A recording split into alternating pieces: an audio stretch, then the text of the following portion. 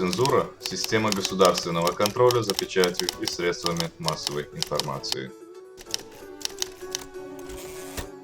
Иными словами, цензура – это фильтр, через который не пропускаются идеи и сведения, признанные властью вредными или нежелательными.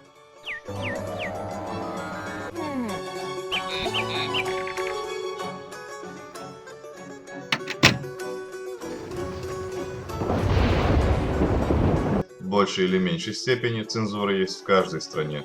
Даже в самых развитых, свободных и либеральных странах Западной Европы и Америки вы не увидите по телевизору пропаганду фашизма.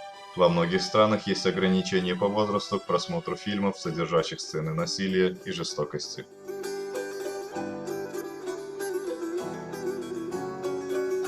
Однако в странах с авторитарными, диктаторскими режимами цензура используется как средство удержания власти, средство борьбы с инакомыслием. В эфир никогда не пропустят передачу или репортаж, в котором высказывается мнение, идущее вразрез с официальным. Например, вы не увидите по туркменскому телевидению столь актуальные сейчас для Туркменистана предвыборные дебаты. В этом споре каждый кандидат в президенты, в том числе и действующий президент, представляет свою программу развития страны и подвергает критике своих соперников.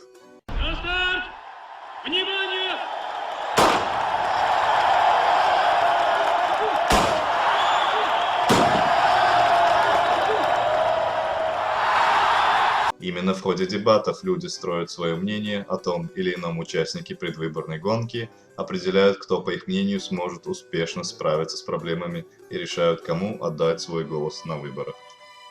Но, к сожалению, то, что так привычно в развитых странах, выглядит как немыслимая утопия для нас, туркменистанцев, ведь за нас уже все решили.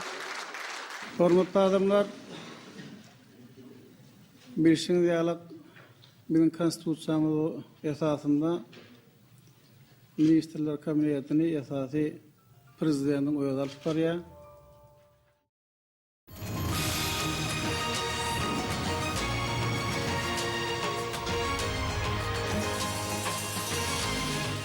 Сегодня в выпуске.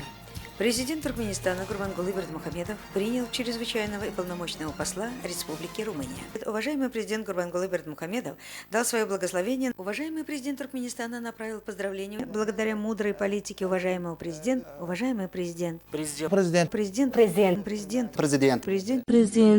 Или все-таки мы сами сделаем свой выбор?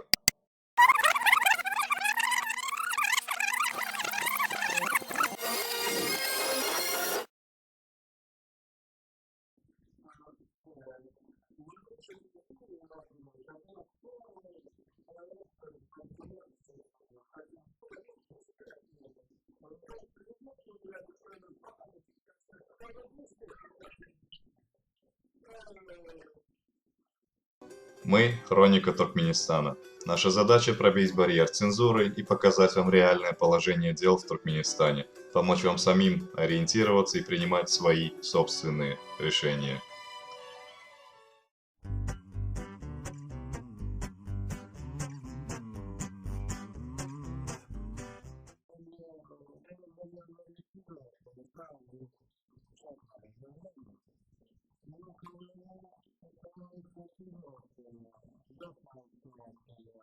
Картина давно уже привычна туркменскому зрителю: президент во главе стола, президент в самом большом кресле или президент с самой большой указкой, самым большим набалдашником отчитывает министров. Министры с виноватым видом мнутся на дрожащих ногах, судорожно записывая все ценные указания, не смея поднять глаза.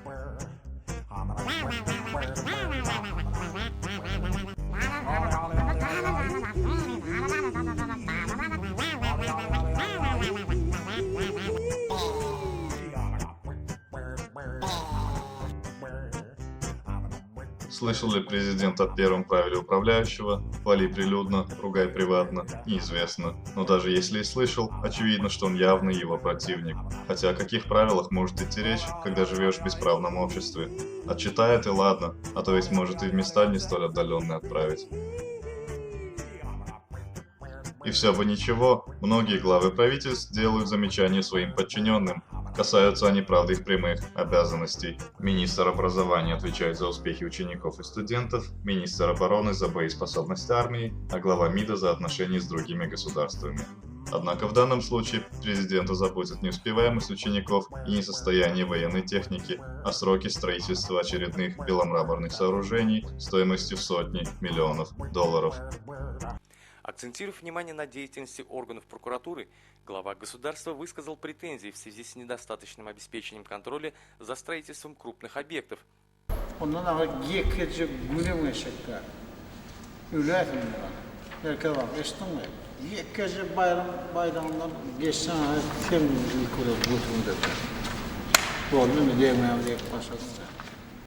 Почему президент отчитывает министров за строительство объектов, остается загадкой, но делает он это с большим энтузиазмом, не скупясь на выражения.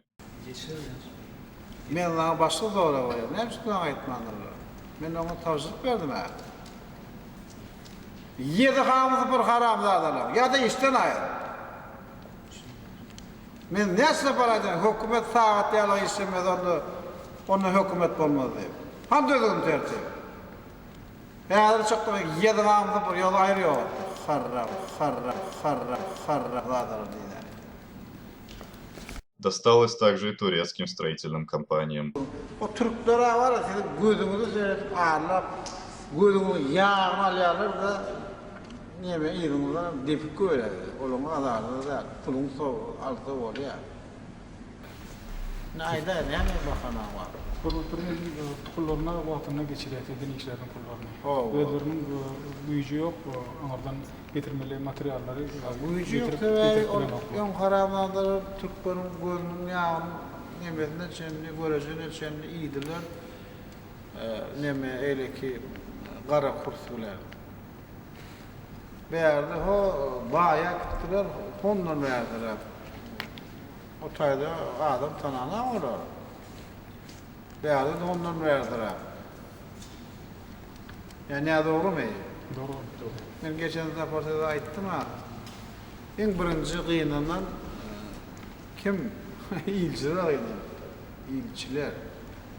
Karamlardır böyle medyan kurumlarını. Ayarlarını her neme bağlar onu değil şimdi yaşanma onu Dubai'ye verip Sotay'dan pullamızı dolara çalışıp bayağı gittiler. Yani keçidir Türk konu var böyle. Ha? Onun için niye bu maslahat veriyorum? Ben geçen defa ettim bunu. Eğer de şunu subut edip bildiğinizse ben eksportuma. Ana böyle usulada ben nemem var, garantim var. Subut edip bildiğiniz kim pulu olmadı, ben kömüğü değil. Yani neme kart verir. Eşeceğim kart verir. Hemen pulunu oynardım diye, aylardan. Eşeceğim merkez var. Öyle yankı bekmeyicimiz için, halkımız için, rahatımız için, vatanımız için biz kömür ödedik. Yani bunu değişiyorlar. O haramlarda yankı, Karasay'dan de kesildi de. Sonra yine bu beylik nerede teyleler var? Nerede ağlı, pahalı oldu. Onlar seçecek tanıyan emin. Seçecek en birinci abiyekti. Men zavodum oldu. Derman zavodu. O ne mediler? Hindiler. Mırjımız karıyordunuz onu. Men te zavodu oturuyorsa pulunu tölemediniz onu.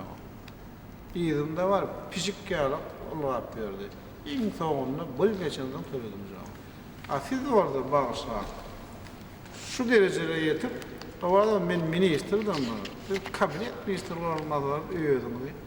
Protokol, simuklu neme, ağladık yok. Neydi dolar? Teçhir şovat var, teçhir şovat.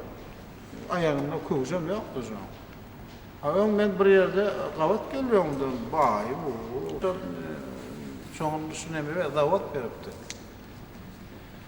Şeytirip ağırlığa mene görüyor mu? Suuda vermeli, suuda vermeli. Neme hat yazdın da mı oldu Erdoğan'a?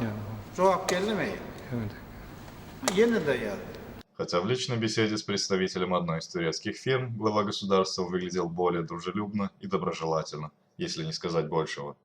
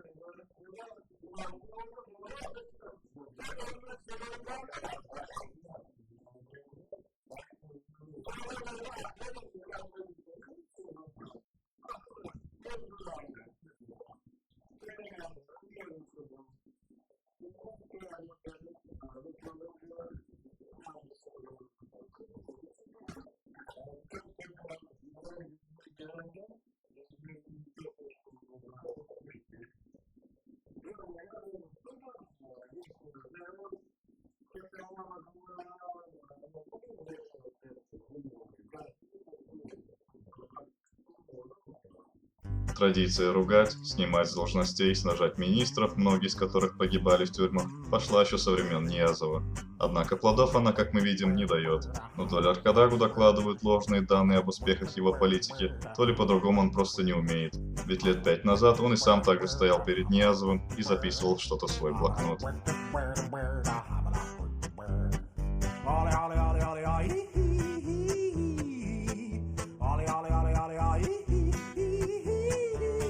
Нетрудно догадаться, что и оскорбленные министры точно так же ведут себя со своими подчиненными, а те в свою очередь оскорбляют своих подчиненных, и так до самого низа.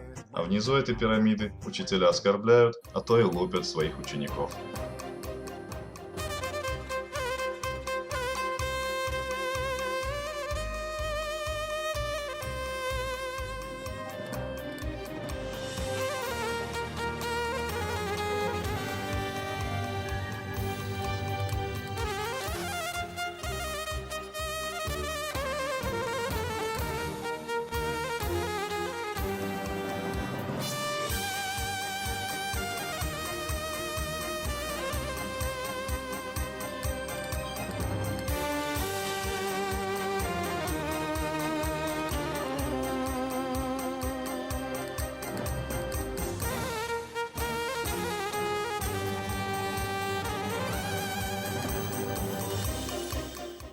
За 20 лет эти приемы руководства доказали свою абсолютную бессмысленность. Может быть, нужно менять не только руководителей, но и системы и методы правления? Но, скорее всего, и на следующем заседании Кабинета министров президент в очередной раз этих министров отчитает, а министры снова сделают вид, что все поняли, записали, и уж в следующий раз они-то точно выполнят все ценные указания начальства.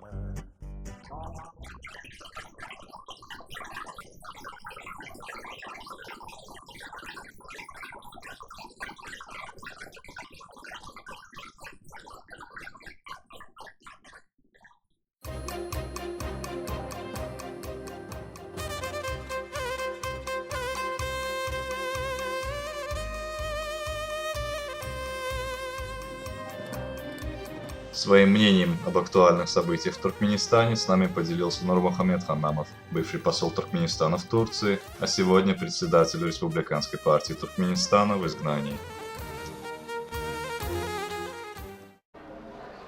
Меня не удивляет то, что президент пригласил вас на выборы, а потом забыл о своем обещании. Меня больше удивляет, почему вы не воспользуетесь моментом, сейчас идет предвыборная кампания, и не опубликуете свою версию своей предвыборной кампании. Конечно, не для участия в выборах, но, по крайней мере, чтобы люди могли сравнить вашу программу и программу других кандидатов, включая нынешнего президента.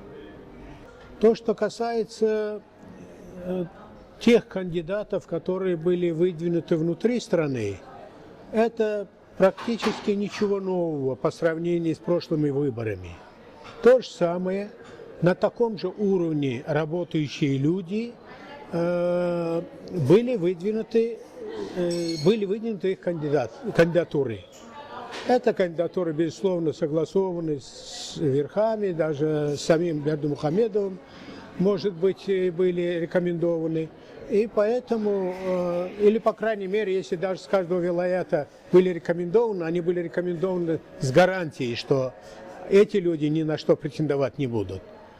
Один пример, вот то, что учительница, которая самостоятельно решила выдвинуть, вот живой пример, что даже внутри страны, в том тоталитарном режиме осмелилась и решила выдвинуть свою кандидатуру, то ее, безусловно, даже ее не пропустили. О чем тогда говорить об оппозиции, которая находится за рубежом? Поэтому, когда мы вели разговор о том, что участие оппозиции на выборах, мы в первую очередь поэтапно рассматривали этот вопрос.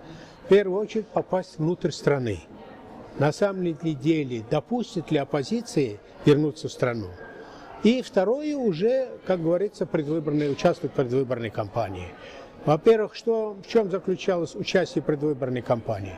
Мы тогда решали бы вопрос о том, чтобы от всей оппозиции, от всех движений, от диссидентов, от тех простых просто даже граждан, которые находятся за рубежом или внутри страны, которые бы изъявили свое желание, не боясь поддержать оппозицию, выдвинуть единую кандидатуру.